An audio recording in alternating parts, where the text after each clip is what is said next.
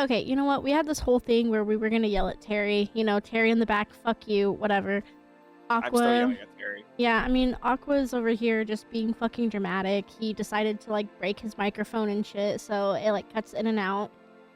Look, this was You know Terry's what? fault, okay? This was all Terry's fault, alright? Because of this, I'm gonna eat my donut. This is why we can't have nice things. It's Eat your fine. donut. You I know just what? took Terry into the basement, You know okay? what, Terry? Fuck you. Yeah, exactly. Screw you, Terry. Okay, whatever. You know what? Hello. This is our... Oh, this donut's good. It's an apple fritter, actually. Ooh, Extra appley. and not the extra apple. This is why we can't have nice things. But you know what? I know. It wouldn't It's be Night Court fine. Narrative if we didn't have some cringe-ass intro or if something didn't fuck up every time. So hello, I'm Elvish. Exactly. And I'm Aqua. I am the cringe. At this point, we just vibe Anyways. with it. It's like, what's gonna go wrong this time? We just vibe with it, honestly. I mean, it's honestly a lot better if we just do it that way. Oh I'm just saying. my god. Hold on. This. Let me swallow this. Hold on. Hold on. Oh, That's what she hello? said. Exactly. That's what she said. Okay, so you know what? Actually, this really wasn't planned, but I just like 2 and 2 just clicked in my brain hole. It's so perfect that everything is going wrong because everything was wrong with this book. This book was absolute ass. And would you mind telling us what book this is exactly? This book is Dollar Tree. This book is A Court of Sugar and Spice by You used what the description I said that I told you for the book. I'm right though. I'm right. The Court of Sugar and Spice is just the Dollar Tree version of ACOTAR. Listen, it's not even the name. It's not the name that. Okay, whatever. Okay, it's by Rebecca Kinney. Rebecca, honey. I mean, I'm gonna hold your hand while I say this, and I mean this absolutely with all due utmost respect. I deserve compensation for buying your book. Oof. Yeah, I need therapy. I'm like, no offense to you, Elvish, but I am so glad I did not get the book. Listen, okay, so I'm just gonna be for real with you. This is history in the making on Night Court Narrative. This is the first book that we have both DNF'd on chapter 10. We have not read it past chapter 10. Nope. I refuse. I can't. I actually technically DNF'd it on chapter 8, and I continue reading to 10 just to like give it the benefit of the doubt, and I could not. And I've never hated myself more. This book is trash. For me, it seems like something that I would do maybe as a middle schooler. I mean, yeah. I'm sure writing a book is difficult. You know, let's not, downplay a lot of things. Oh, let's downplay this one. Well, that's fine. Let's downplay this one. But as a general statement on behalf of Night Court Narrative, writing is hard. Writing a book is even harder. Now, sure, there are certain things that certain people may find to be of their taste. This left a very poor taste in both of our mouths. Poor choice of words. I don't think, kind of fits. So, I'm just gonna start off by, saying, we both saw this video. We both saw this video on TikTok. It was about this author, Rebecca Kinney. She was basically, I guess, upset that everyone kept comparing her book to ACOTAR, and people were like shredding her up in the comments. And, with ACOTAR being one of our favorite series, I was like, you know what? That's not very nice of them, so let's give her the benefit of the doubt and let's read this for our winter collection. And, I was like, you know what? Okay. We are never the ones to openly disrespect. We are never the ones to criticize harshly. This is the first book where I'm I'm unsure on how I'm able to handle this. However, on To be TikTok, fair, the last book that we had that this strong feelings for was that one dreadful horror yeah, book. we don't Yeah. discuss that book. But that's warranted given the type of genre. But This is a bit different. this book was, advertised as Christmas, fluffy, coziness, romance. It's not. In actuality, it's bizarre, quirky, dark romance. It has an ungodly amount of smut. Yeah. There's even an undisclaimed essay trigger warning that was nowhere disclosed in the book, audiobook, or anything, but there are essay trigger warnings throughout the book, which is fantastic. We love to be surprised by those. It's supposed to be a retelling of the Nutcracker. I have no idea how. I don't see it personally. None of it had anything to do with it. Of course, the main character loves to do art, whatever. She gets swept away by Fae. Of course she does. She ends up going across to the Fae world. Of course she does. She ends up going and basically getting trapped by one Fae, good looking, blah, blah, blah. And she has to stay there and, like, paint for him. Of fucking course she does. And she has a sister where every 2 seconds... It's a dirty joke. Not even a dirty joke, like overly vulgar. Overly vulgar for like no reason. Like there was one scene in particular, and this is actually the scene. This was all one paragraph, mind you, and I will remind you that at the end. There's this one scene in particular. Spoiler warning, by the way, spoiler warnings. Oh yeah, who gives a fuck about this? Yeah. Right, violence. No one cares violence. Yeah, no one cares. But there was one scene in particular, it just pissed me off so much. Let's say the good sister, she ends up disappearing, whatever. Okay, fuck off. The overly sexual sister with one of the Fae, they're like hiding from a rat king, soldier, monster, whoever. He literally like grabs her and he's like, if you make a single noise or if you move, we're both dead.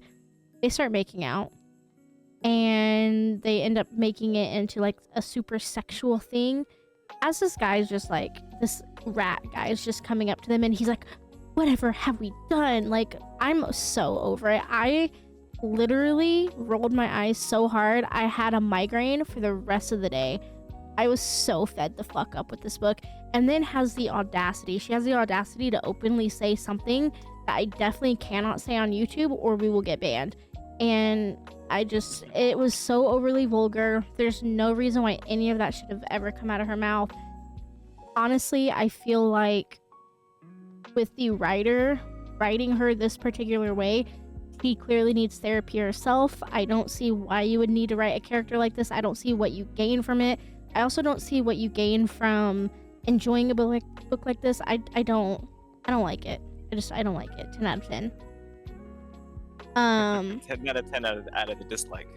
Like, would I recommend this book to someone? Absolutely the fuck not. I hated absolutely every second of it. I don't ever think I would want to, put this on anyone. And you know what? After going on Goodreads, because of course I'm scrolling through Goodreads right now, it looks like about 75% of people DNF'd it. A few people decided to keep going and they are requesting their money back. Apparently, if we kept reading at some point, Louisa describes the Rat King's bulge. So that's nice. This one person says the plot was not plotting and the spice was not spicing. Like, it's not there. Like, none of it was there. Also, I just want to point one thing out. Not even about that part, but the fact that they called the Feylands. They could have said the Feylands or something else, something a little more creative. They just call it fairy. Yeah. No, just this entire book was just so fucking weird. I didn't like any of it. And also, the only thing about it being like the Nutcracker story is the fact that the main fairy guy, the prince, right, was a Nutcracker that can actually crack, nuts. Okay, and then that's the thing. Oh my god, the writing in this was so god awful. Like, the writing was just so hard to get behind. It literally was just like. Now, this is nothing against the author, and I'm so sorry to be an asshole here, and I'm truly like, I am genuinely sorry. And if you've seen our other episodes, you know that I'm not this type of person. So I am genuinely very sorry. The writing was so overly unbearable. It sounds like this woman is. I mean, I know this is probably not the case. It sounds like this woman is so overly like middle-aged American, doing her absolute best, doing like the British stereotype, like, oh, I just assumed this is what they would sound like. And it just sounds so fake. Papa. I didn't even catch on. I didn't even catch on that there was a British stereotype. I didn't even recognize it. I would never understand like Papa. Like, please stop. Like, it is so fucking cringe. And I don't even know how to rate this book. I don't know how to rate this, because to be honest with you, I personally think it's a 1 star. I'm sorry, I don't think it even deserves the 1 star, but that's as low as we can rate it. So I don't recommend this book. I don't see, like, I know I said it in the past episodes too. I don't understand why you have to be openly like overly vulgar like that. I understand you get your point across and you can like have like sexual like desires and shit without being that openly vulgar. And this is probably the most vulgarity we have had outside of Credence. But at least Credence was a little bit justified. Like, there's no reason why this should be justified when we're talking about like the world. So imagine ACOTAR, but like the world is shaped and colored and looks like Candyland, the board game. Yeah. Like, it was basically. Is it Feyland or is it Candyland? Like, it's basically Candyland, Alice in Wonderland, and ACOTAR all mixed together. There's so much going on. I don't even know what else to tell you about the book. All I know is, like I said, there's an essay trigger somewhere in there. Louisa clearly doesn't know how to take no for a fucking answer. She is just unbearable. I don't like any of the characters. None of the characters are likable. None of them are like realistic, or like, just none of it. This book, I am no longer interested in talking about it. That's my 2 cents. I'm gonna go back to my donut. My donut's more interesting than this shit. Your apple fritter. I mean, what was it? The trigger warnings was what? Family, death. Okay, right, dead, that's fine. Violence, gore, monsters, blood, sexual threats, light bondage, light CNC, primal play, and in public horizontal tango. Oh, of course. Yeah, so those are the trigger warnings. So obviously not on the book, or at least if it was, did not do a great job at announcing it, which is, I didn't see any personally. Yeah, you actually have the physical copy. Oh, no, I don't. I didn't buy it. No. You didn't. Oh wait, no, you got it the audio version, right? I have the audiobook, and I don't know who the fuck is reading the audiobook, but you should be fired, and you should never pick up another book again. Ooh, I guess the VA is that bad, huh? Hate it. Oh lord. But anyways, well, at least it matches. The book, for me, just kind of it seemed like a kiddie ride that's meant to be overly sexualized. Which I'm pretty sure there are people out there who might enjoy it. It's fine. People have preferences. If you enjoy it, you need fucking therapy, and you need to go talk about your childhood trauma. Maybe. Yeah, probably. But you might also, might need to look at something a little bit more structural and tact in terms of a book. I mean, I'll be honest, I am no writer or author. Barely can write 3 sentences without, effing it up, to be honest. But even I think this was kind of subpar in terms of like decent writing. And again, I'm pretty trash at it. You can ask Elvish. Elvish knows how bad I am in English class, let alone writing in general. And I'm just Yeah, but I'm pretty sure a fucking mouse in the wall can write better than this. Shoot. Probably. I'm sorry. I'm so sorry. Rebecca, I'm so sorry. I'm not usually like this, but you actually triggered my, like, fight or flight, and I'm willing to fight on this shit. I'm sorry. Flight on the book and fight on the author. I'm so sorry. Like, there's no reason why Louisa should have been that fucking vulgar. I understand it's a dark romance, but there's a difference between dark romance and just being openly fucking disgusting. And I can you were get openly someone disgusting. being promiscuous. Yeah, I can get someone being promiscuous, but I think there's probably a better way that one could be like that. I mean, given she's young, sure. I don't know. Maybe dude, I I'll don't know take how to Caleb. be an overly horny teenager. I'll or a take young Caleb adult, I mean. and Credence over this any day. Oh boy, that says a lot. Any day. Oh man. Yeah, for me it's pretty much a one for me. Yeah. The idea could have been great, Oh, absolutely. But one has nothing to do with the Nutcracker. The idea of a Fae version of the Nutcracker would be great. The theory, the concept of it would be great. It fell pretty far in the execution in this book. And by all means, don't get me wrong. Please don't get me wrong. Whenever we were reading this, like from the moment we saw that TikTok, we were so excited. Like, so excited. We loved the idea. The idea of it was great. But it was definitely a dollar store version of Akhtar. Yeah, the bargain bin at the dollar store. If they had one.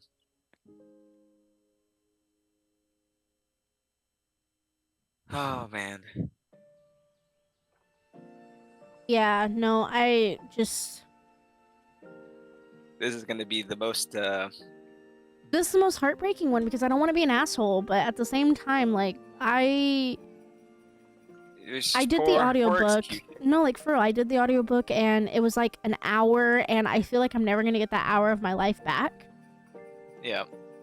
And it was just god fucking awful. And I never want to be that person to say that, but just know, if you go into this book and if you want to read it, just know all the trigger warnings, know all of the bullshit behind it. It is definitely not cozy. It is definitely not Christmas. It has nothing to do with that. It's basically just sadness and fucking depression. It has nothing to do with the Nutcracker. At least it has nothing to do with the Nutcracker. There's nothing. Okay. Yep.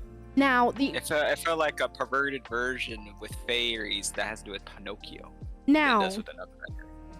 Benefit of the doubt. The one thing that I did actually like at the beginning, the weird uncle fucking the fake catcher.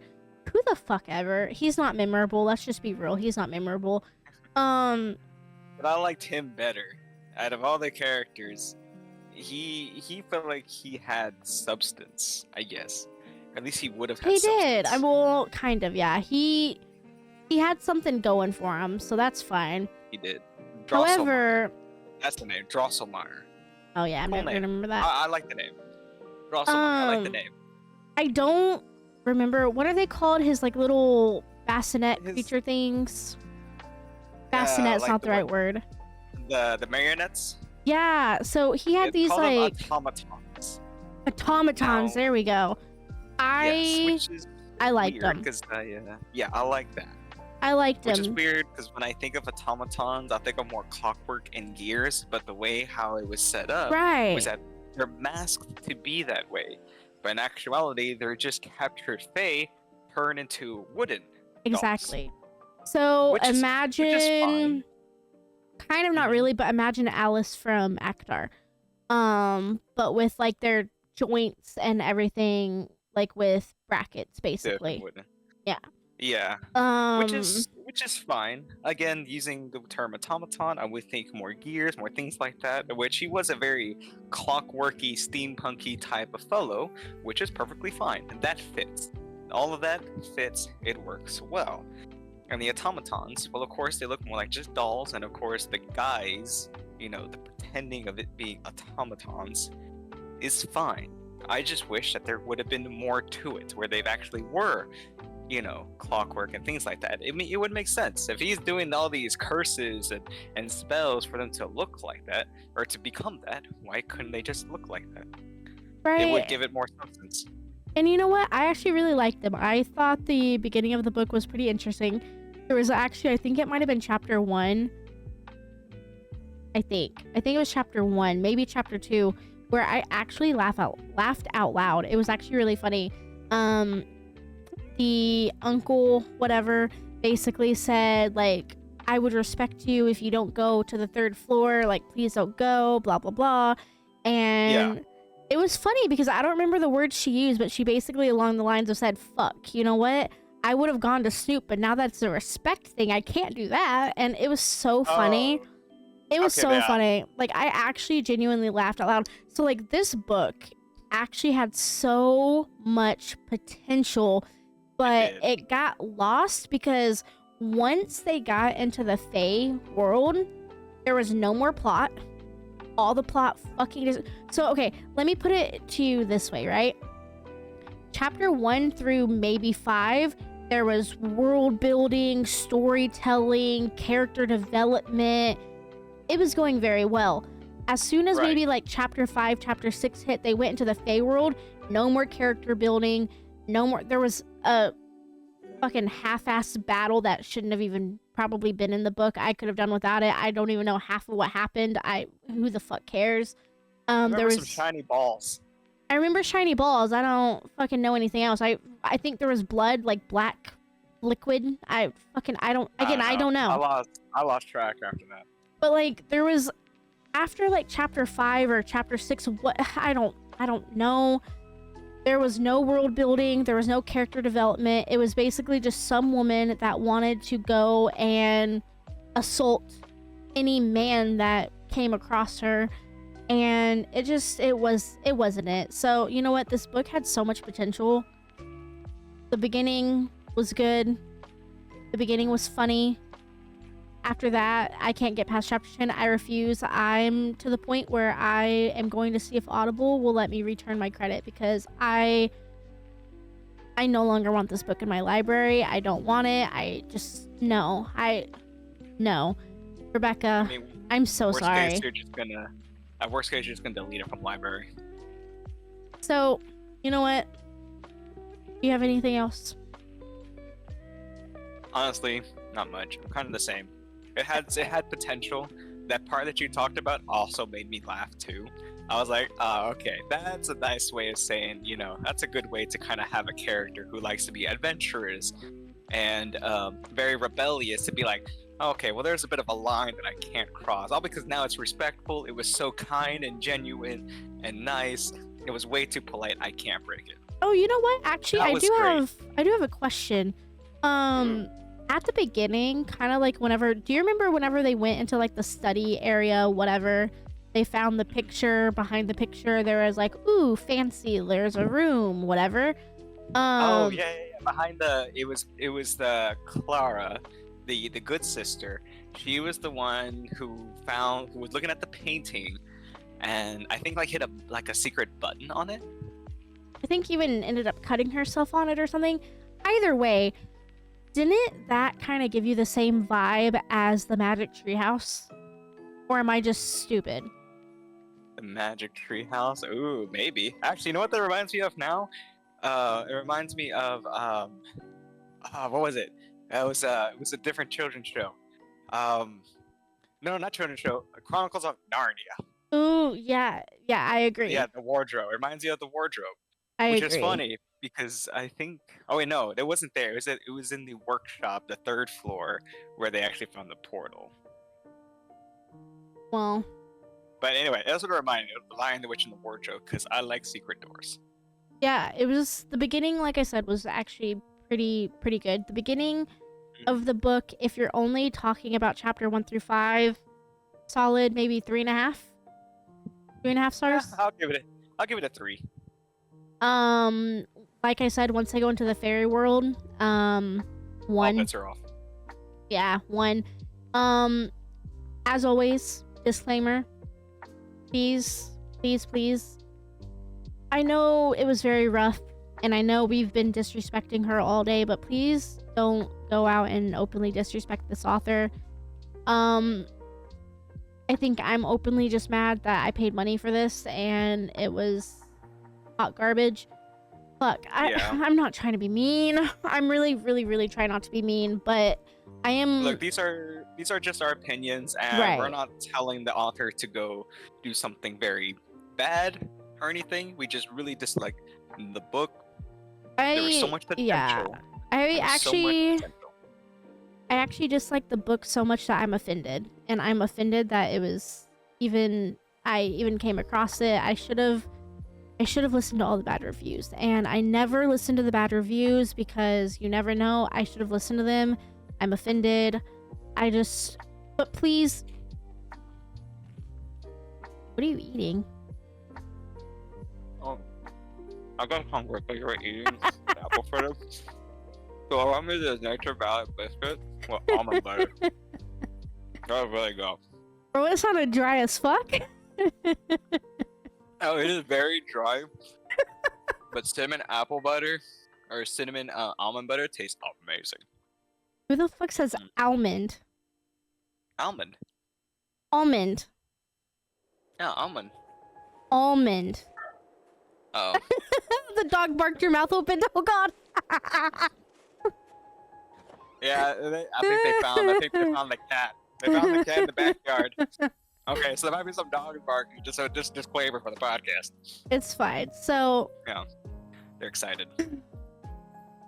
Then they probably didn't like the way I said almond. Like, honestly. But do Aqua and I recommend this book? Absolutely not. However, I always say, go give it a shot for yourself. Read it. I personally feel like you would do better in your life if you do not read it, but you know what? I want to hear your thoughts on it. I want you to come back and be like, you know what, Elvish, Aqua, you guys were right. Or be like, you know what, y'all are fucking crazy. This book slapped. This shit was amazing. And tell us why. So, you know, everyone has their own opinion. Exactly. These are just our opinions. These are our feelings that we felt towards the book, or lack of thereof. And it's just, this is just us, you know? Take a chance on it if you want. Get your own opinions. It's fine. Reader beware. Yeah, just keep in mind of what you're signing up for. Pretty sure Violet even hissed. I'm surprised Violet's still even here in the first place. I think she's kind of just stuck there. Yeah, she is kind of stuck there. It's fine. I fed her earlier, so she's fine. I'm pretty sure we closed the door, so she has nowhere else to go. She's being a good girl, though. Good girl. I'm still trying to find my sock that she took. I think I'm wearing it. Gee, thanks. I haven't watched that, by the way. Oh, extra seasoning. Extra seasoning. I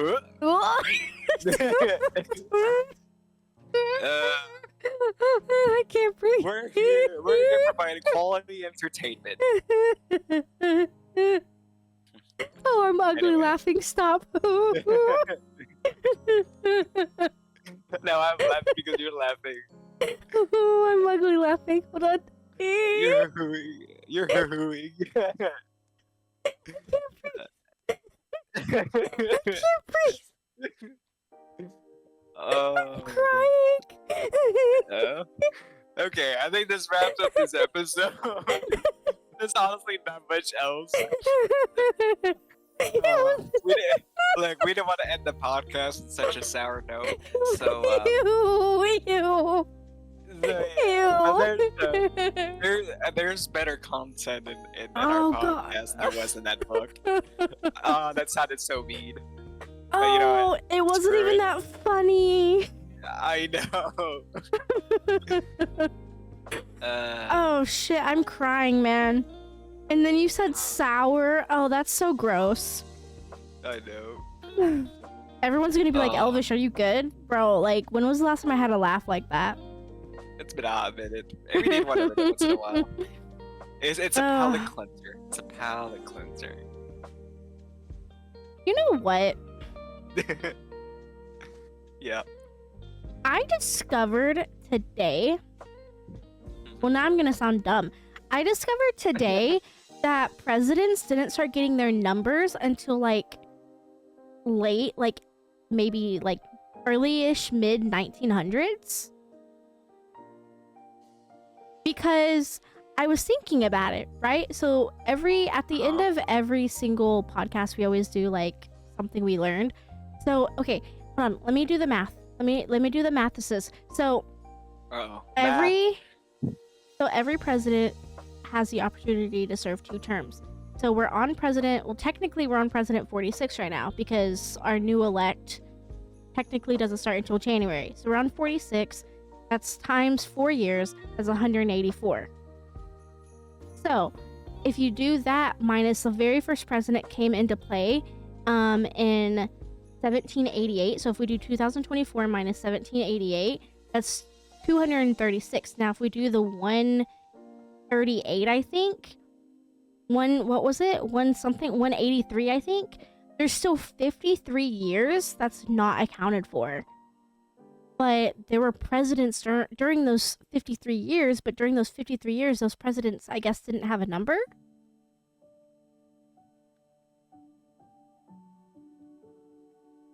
It sounds so stupid. Oh, he left. You left. Okay, whatever. I don't understand how that works, so my brain hole stopped. But anyway, that's all. If you can better like Honestly, explain that. I think I honestly don't know either, to be completely honest. I don't with you. understand how that works. Like, it doesn't make sense to me. Like, the math ain't And we could- mathing. We're probably just smooth brain, but that's perfectly okay. Well, that's what I'm At that- saying. But our reason for smooth brain is because we. This is gonna sound really bad. The reason why we're smooth brain is because we read court. Okay, like I'm Elvish. twice. I'm sorry. I'm Elvish. That was mean. I'm sorry. We gotta go. I'm cringe. We gotta I go. gotta go. I gotta Okay. go. All right. Okay. Bye. Okay, bye. Goodbye. Say bye bye. Say bye bye. Goodbye.